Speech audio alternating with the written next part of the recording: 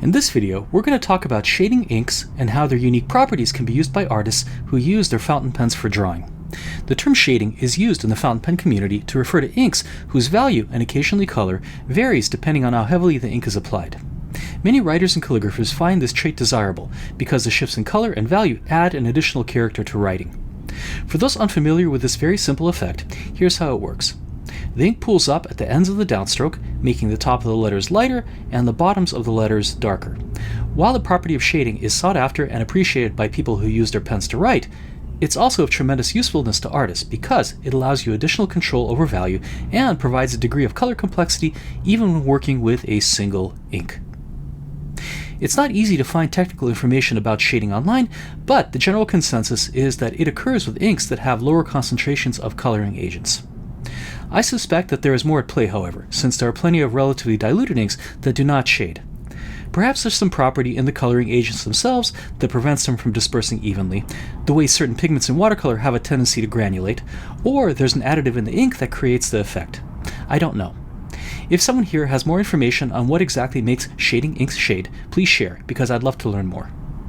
While the ink itself is the biggest factor, the shading effect is also highly dependent on the pen and paper being used.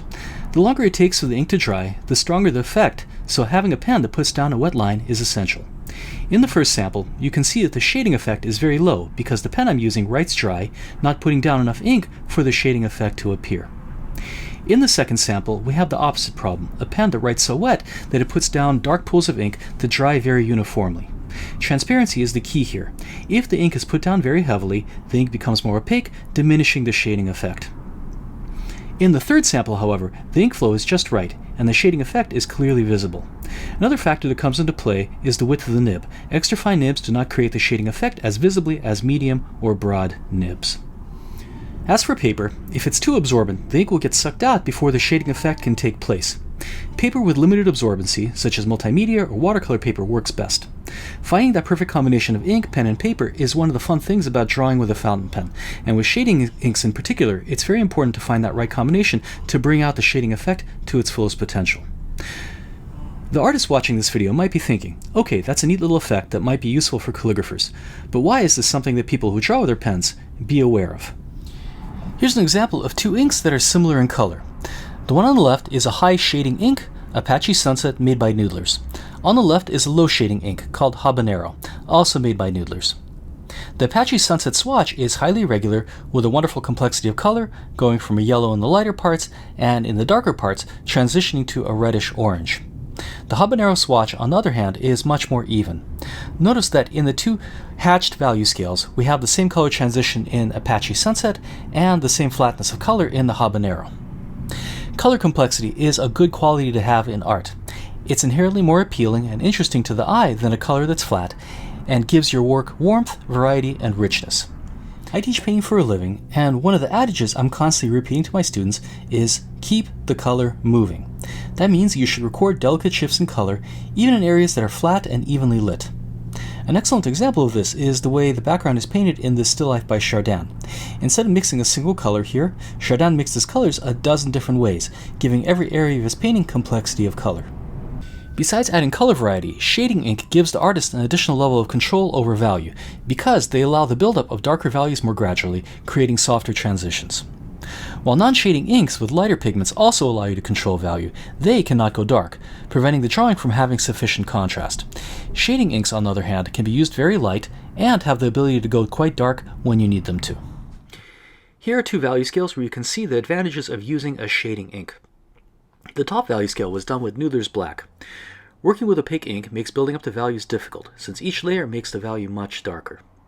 The second value scale is done with Noodler's Lexington Gray, a wonderful fully waterproof ink with a high degree of shading. With this ink, I'm able to start with a lighter stroke and also build up my layers of value more gradually, creating smoother transitions without making the hatching look messy or uneven. And here's the great part. In the darker areas, the Lexington Gray, while not being quite as dark as the Noodler's Black, isn't all that far off. I'm not saying that shading ink is always optimal. There are times when a strong opaque black is preferable, for example when drawing with pen in combination with watercolor, or when you need a strong graphic effect. But shading inks give you more control over value and are in many ways easier to work with. Another great thing about shading inks is that there are tons of them in every single color. If you go to an online store such as gouletpens.com, you'll find that besides showing you ink swatches, they rank their inks according to a number of qualities, including shading. There's also a fantastic resource called mountainofink.com that has a large gallery of ink samples that will help you determine which inks have shading properties. Here are a few shading inks that I like to use and strongly recommend. Lexington Gray. This is a very strongly shading ink that can go from a light, delicate gray to almost black. It also has the added benefit of being entirely waterproof, so it's great in combination with washes. The color has a blue undertone that separates out slightly, but going back to the idea of color complexity, I think that's a very nice quality. This ink looks very different depending on the pen you use. In a wetter writing pen, it's a dark, slightly greenish gray. In a drier writing pen, it's a light bluish gray.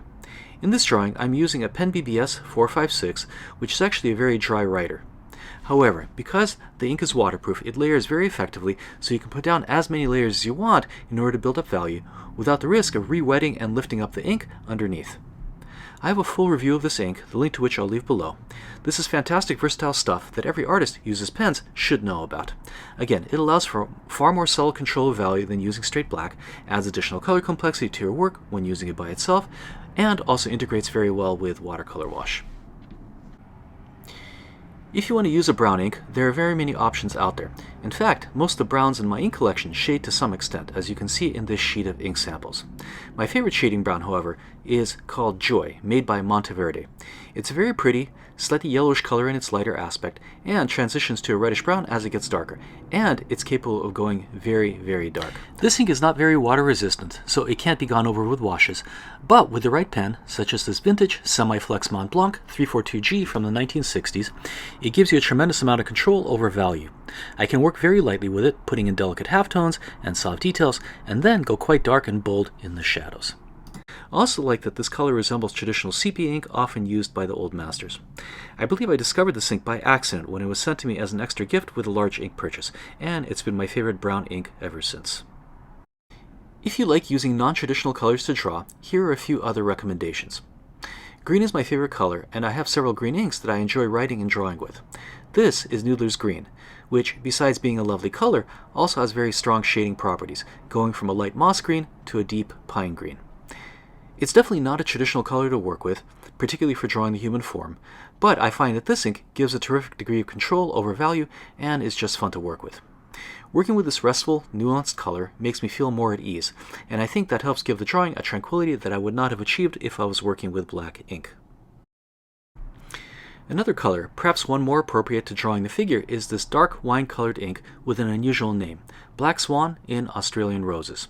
The name refers to the fact that this ink, in its lighter aspect, is an intense crimson, and in its darker aspect, almost black. This ink, perhaps more than others, requires a good balance between ink, pen, and paper to fully show its shading qualities. Here I'm using an Opus 88 demonstrator fitted with a 14K nib, custom ground to be Semiflex by FP Nibs. Another nice thing about this ink is that it's semi-waterproof, which allows you to go over your lines with a brush to create washes without losing the crispness of your line work. The color here is very intense and perhaps a bit cloying, but some of you out there might enjoy it. And lastly, we have the king of the shading inks, Apache Sunset, made by Noodlers. This is another striking color to draw with, giving your work a shocking intensity. It is on the lighter side, and I sometimes combine it with a darker color when I need the extra contrast. Its only drawback is its very long drying time. This is an ink that takes forever to dry if you're using a flex pen, and in humid conditions, sometimes it doesn't dry at all. I hope you enjoyed this survey of shading inks.